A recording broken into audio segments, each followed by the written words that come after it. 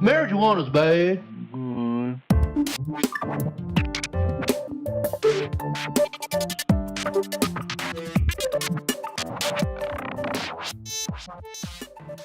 Hey guys, AK here. We're back in the studio working on this track, and I'm getting over a bit of a cold, so I apologize for any sniffling or water drinking or any offensive noises as I go through this track. And I'm also hoping that my vocal mic doesn't get cut out this time. Sorry for everyone tuning into the series. The last video had no vocal for like the last 40 minutes. So I was just crazily talking to myself in my room with absolutely nothing going on. Or I guess there was a lot going on, and well, I'm rambling. Let's get to it. I haven't worked on this track in over a week, which is a good thing, because I think I'm going to bring something new to it today.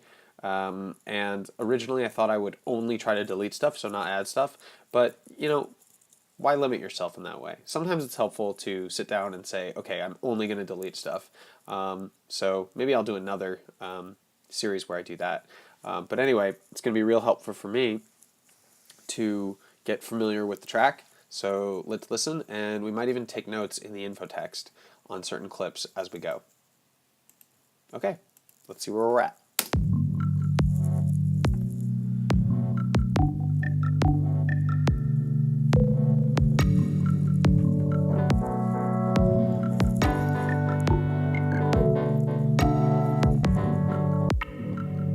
I'm not in love with the intro, but I think there's some good sound design there.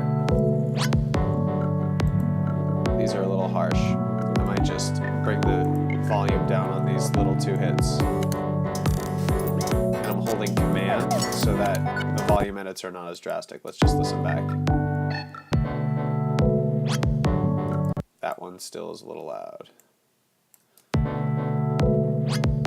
Much better.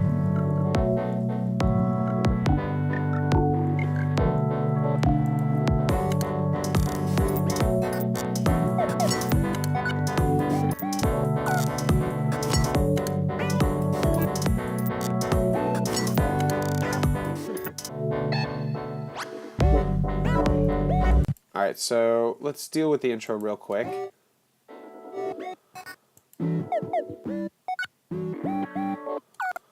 And what I'm hearing is that it's a little bit busy, but I really like the way the elements come in. So let's listen for anything that we might be able to delete. I have a feeling it's going to be in chords.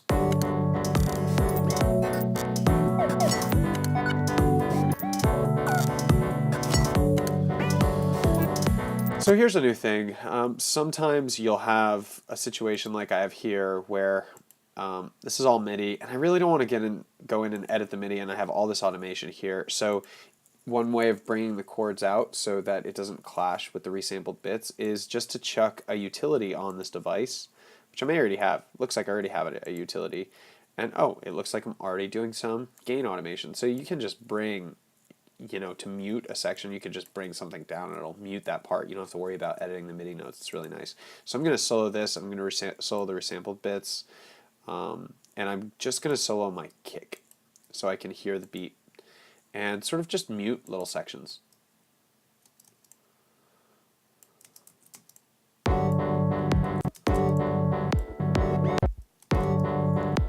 And I can also do a fade by just drawing it down and then clicking away one dot. And then clicking a dot here to have it fade back.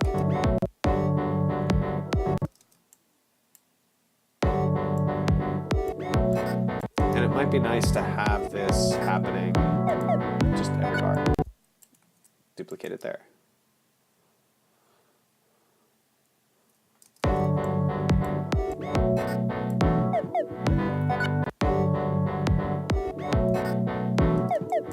Alright, so I like when it happens the fourth time. So I think probably what I'll just do is take this little bit of automation that I wrote here and duplicate it here. Looks like it's going to interfere with some volume automation I have going there, so I'll just copy these two.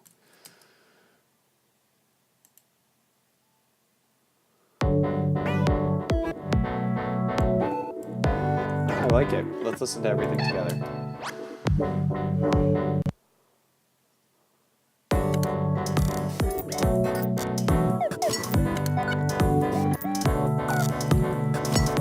Great.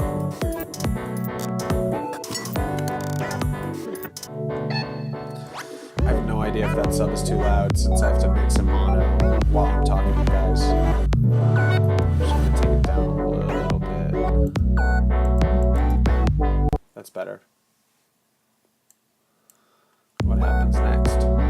Alright, great. I really like this section. This is probably my favorite section of the song so far. So here's another great example where we can use the same automation lane. There's some great weird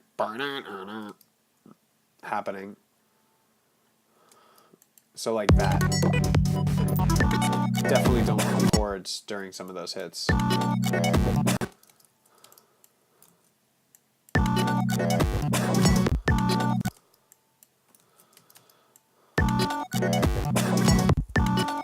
And if we want to make a little bit of interpolation happen, we can use fades.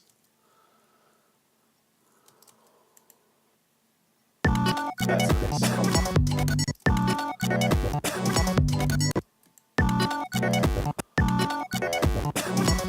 Maybe even a little bit here. Love that.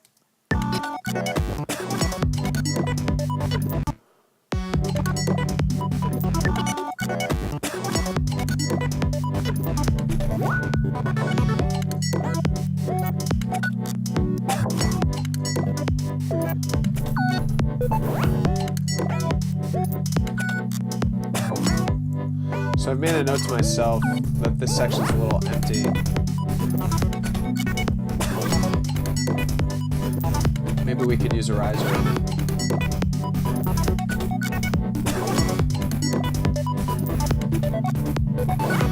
Or maybe we can make it emptier, which might be nice.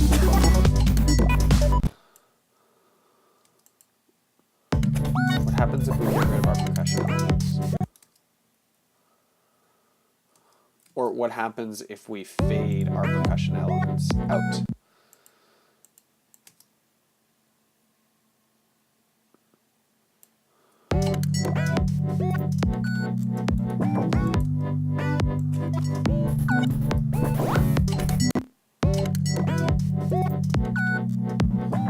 That's cool. And then maybe I'll even put the reverb over this head.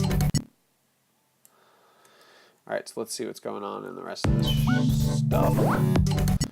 Probably have the chords come down. And the nice thing is when you have the utility on top there, it's really easy to not go in and edit the MIDI or any of the automation and just...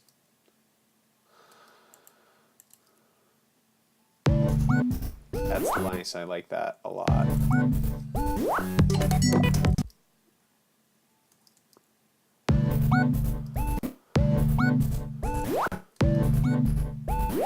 There's our evil pitcher. I think probably some automation. See, I've done it right here. I think there's probably some automation that should happen with these notes.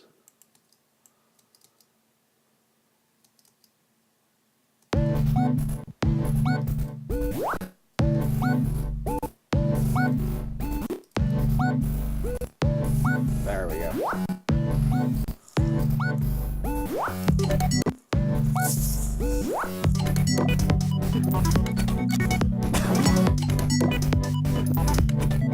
Alright, so I'm happy with this section. And then drums. And this is making me really bob my head. So I'm happy with the way this sounds. That bass hit is a little bit much. But I think it's going to work.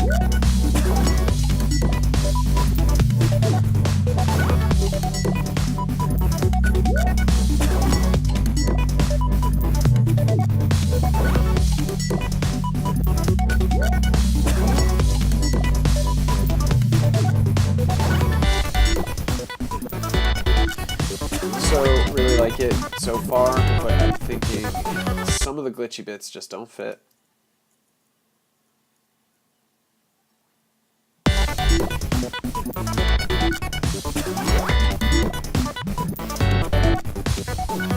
Disagree. There's a weird note there. There. You can totally hear it when they're together. So what do I have going on in the way of notes? Command J will consolidate a MIDI clip so that when I inspect it, I can see the notes. C sharp, A sharp. Gotta love the key that I chose. G2, F sharp. No, that's just not gonna work. Actually, will that work? No, not like that.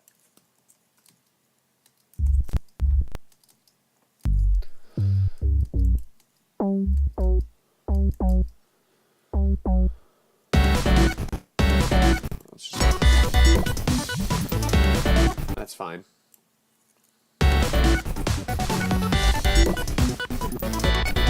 then maybe the second time.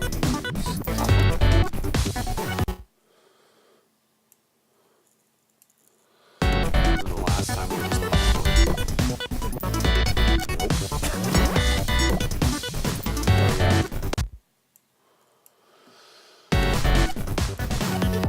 Alright, my audio device is tweaking out.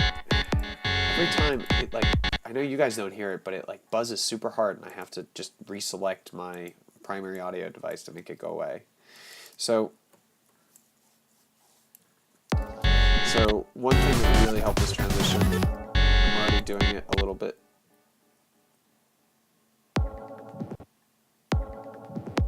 Ooh, I really like the drums and they're not coming out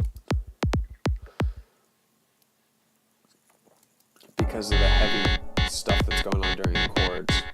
This stuff. So what I might do, yeah, it's the fuzz chords.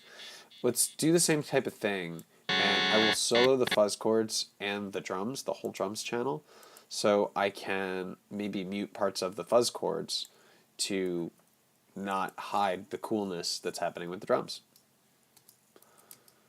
And it's right here. You can get technical with this. I mean, you could, put yourself on, I don't know, 16th notes, maybe even more technical, 32nd notes, and do little divots.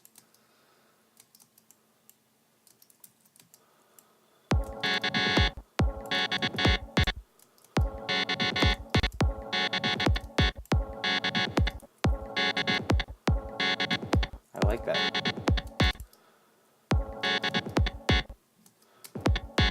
So what I'm going to do now is just not cheat a little bit, but create a new audio track and take just that little bit that I like and play with audio.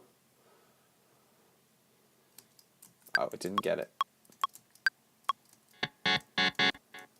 Oh.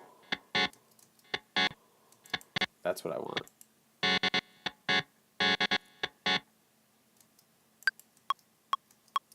So now,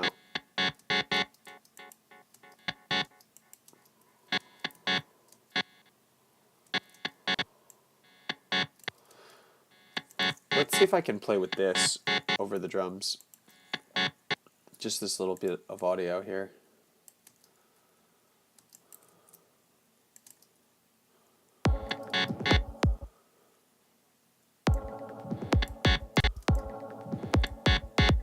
I like that.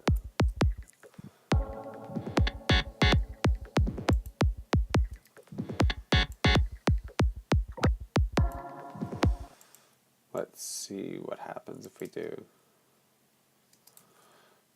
I want this in the same place. If you hold Alt and drag, even if you're off the grid, it'll drag it to the same place. See how that's not snapping to the grid here? It doesn't snap to the grid. Well, it actually does, but it doesn't snap to the grid here because I Alt dragged, which is nice.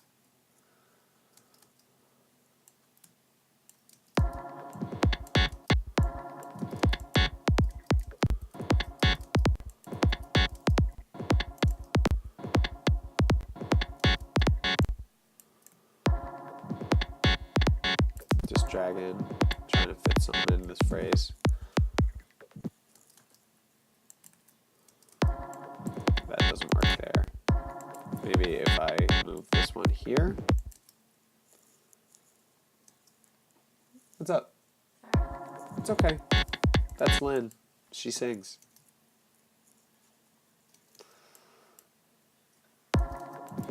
That's cool. Maybe triplets. Nope. So maybe I'll just repeat this pattern. And if you split your bar into or if you split your subdivision here into half, or half beats, or put your grid on half notes, you can easily copy something into the next section and have it preserve time even if you're off the grid, which is nice.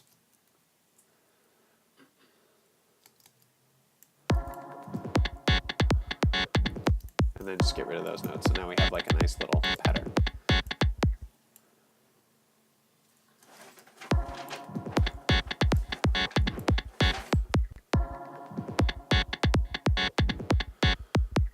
So there we go.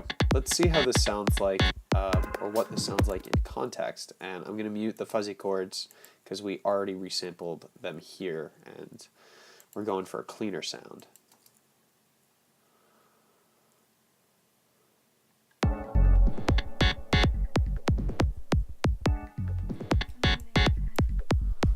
Okay. See you, sweetheart. Take care. I will come meet you at 7:30, like we talked about. With bags.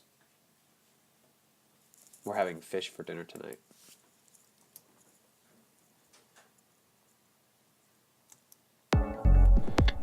So, it's a little bit empty now that we have taken out the fuzz chords, which is what I was going for, and I'm just, what else do we have here?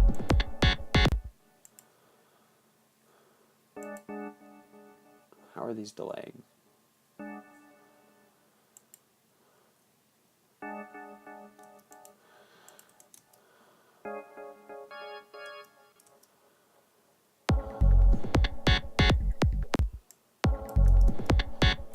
Let's edit the sub. Not those two, last two. I think we're going to find something cool here. We're just going to have to work on it.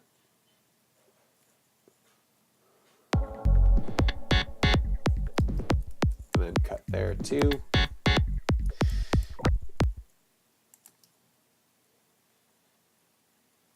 We'll call this fuzz RSM.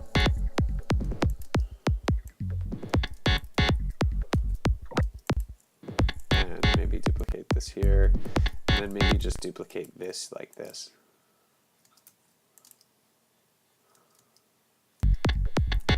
Nope, that doesn't work.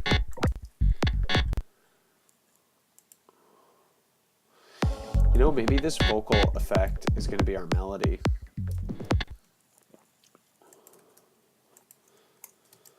And then what we have to do is we have to put it on beats.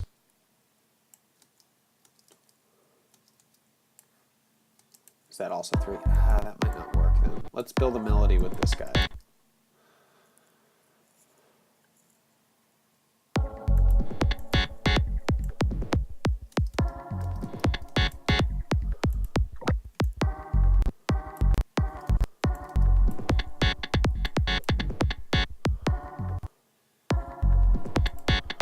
Alright, so obviously when you start to deviate or start to write new sections in the middle of your track, you mess up maybe a flow that you already have going on. That's okay, because I think this section really deserves, or rather the coolness of this drum beat deserves a specific call out.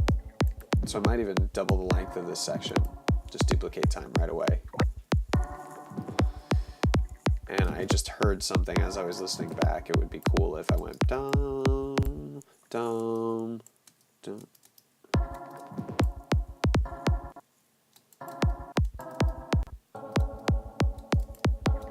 What was it?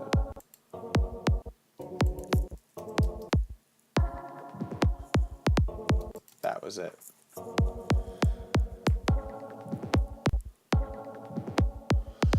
So this really does not belong in the drum bus.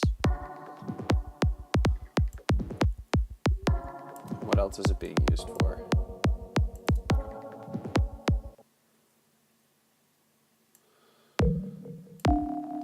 Those are drippy sounds. Those really shouldn't be here. Do I have anything on the mix? No, I don't have anything on the mix. So what I'm going to do is I'm going to move this channel to probably one of our resampling channels.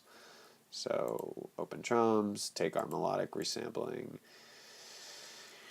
And oh, by the way, you can see I have a frozen track divider here. That really helps me break apart different elements in the track, particularly things that I'm not using anymore. So what I will do is copy this divider and then just put it here so I know everything below this is just resampled bits. They're not actually contributing to audio, so it doesn't confuse me when I'm working. And I have this resampled bits group that's not colored, which is a problem. That should be orange. And let's drag our melodic resampling here. We'll make sure there's nothing on the master. There isn't.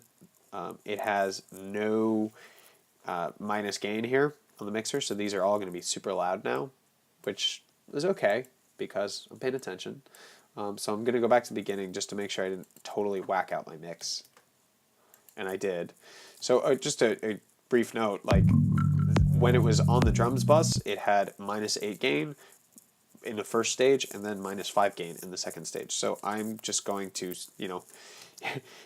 8 minus 5 is, wait, no, it's actually -8 minus -5. No, it's -8 minus 5 is the right way of doing this math, is -13. If I set this to -13, that will sort of nullify the fact that I've moved it off of its original bus where it had 5 dB of gain. That may have been a convoluted explanation, but so be it. And I'm just going to do a quick check. Yep, that sounds right to me. So now we can go back to our part without fear that we've destroyed our mix somewhere else. And where we were here, let's get this going.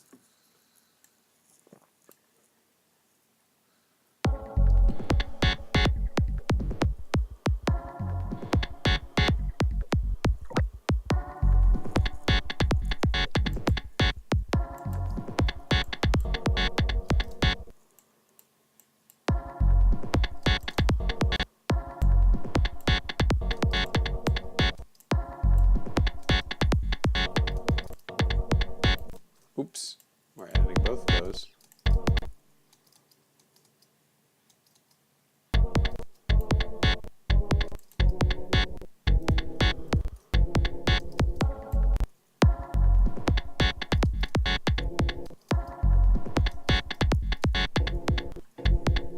All right, let's listen to now just our new melody that we've introduced here over the drums.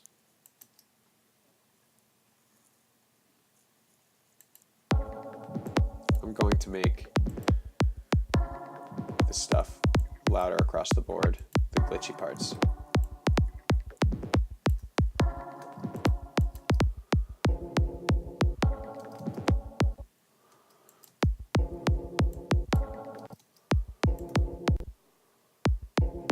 That's cool, but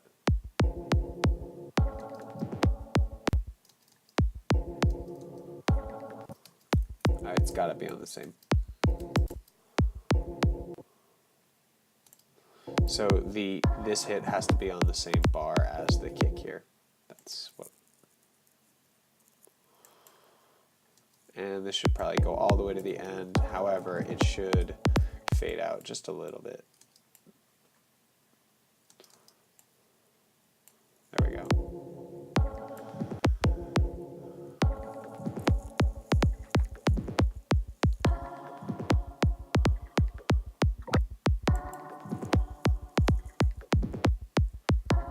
All right, cool. Now let's bring the sub in.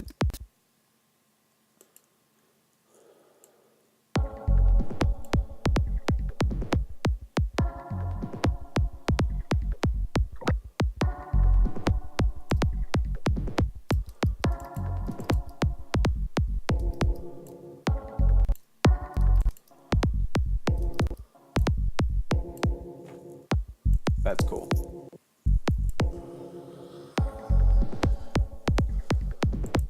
I'm going to make these louder across the board. And I might actually have them go to the reverb over time on this 4-bar loop.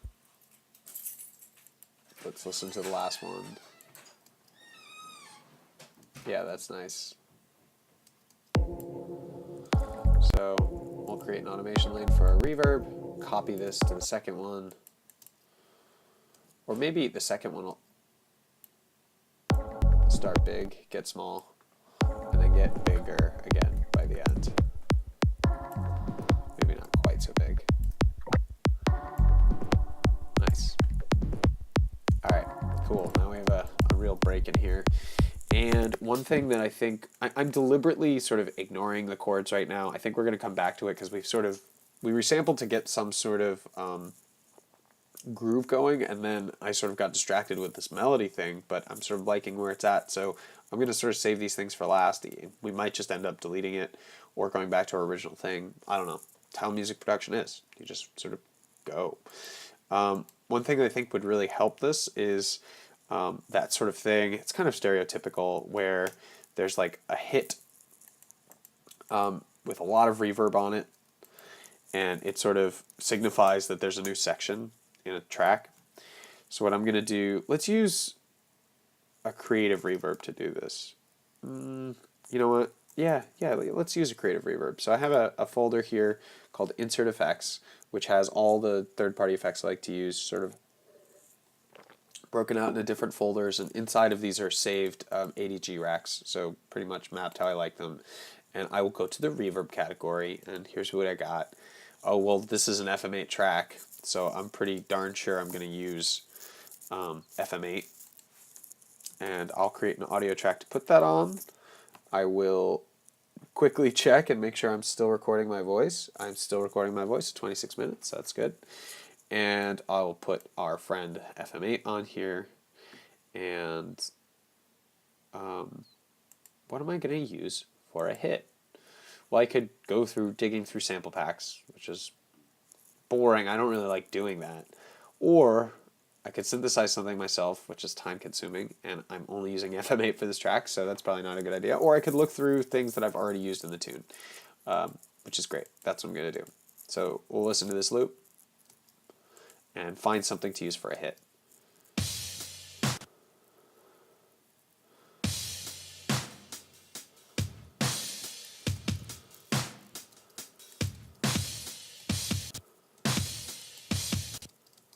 That might even work. So I'll take this. This is going to be our reverb hit. Go back to the section we're working on. And we need something to delineate the end of this section, the beginning of this section. So I'll paste this little hit in here. I will solo it. Not all that exciting until we see what's going on under the hood here. I'm just going to start with I think they actually have a really good effect preset for reverb. Yeah, bright reverb maybe. Maybe that one.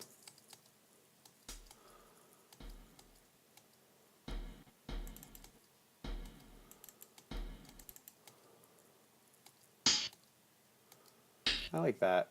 So we'll go over to the effects tab and see, oh, there's not a whole lot going on here.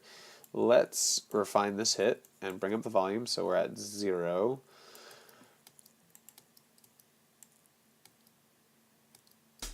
Yeah, we need somewhat more attack. Ooh, that's kind of nice.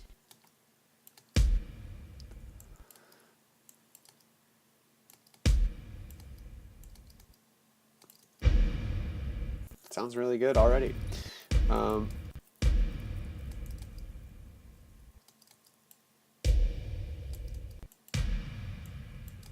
wish you could change the order of these things, because I want the reverb to be phased. Alright, well, I won't. So, of course, what I'm thinking is this phaser, if it happens first, it only affects this one thing, but wouldn't it be cool if the whole reverb was phasing? We can do that by adding a phaser after this whole reverb thing, which I'm going to do now, because I kind of like that idea. You know, phase before, phase after, phase all the time.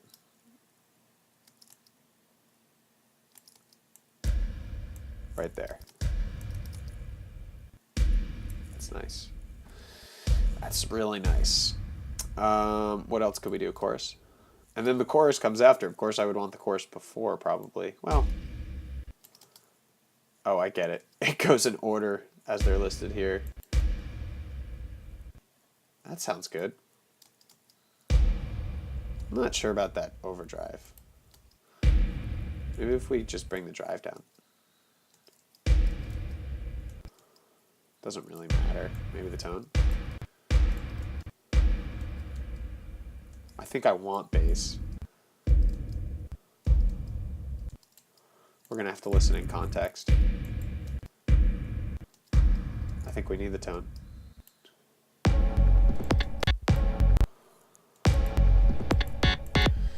So let's mute our chords for now because that's making me nuts. We'll go back a bar or so.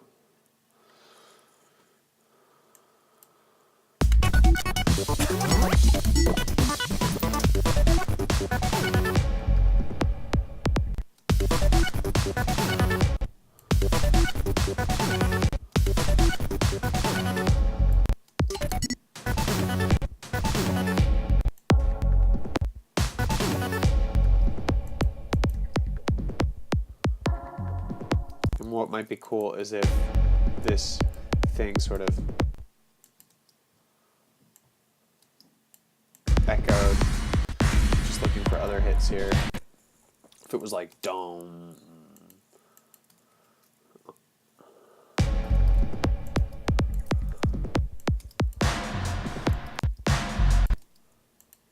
There we go. I like that slap. Maybe if I take...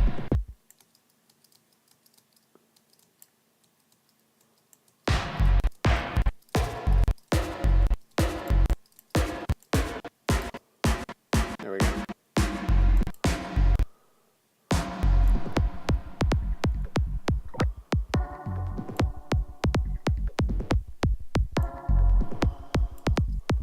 And then what's cool, one thing I also like to do is, let's see if I have any channels here. I don't really have a good channel for this, so I'll just create another resampling channel. I'll solo this and I will record the swell from the reverb. There it is. And then what I will do, is I will reverse this and use it as a way to end the phrase, which is cool.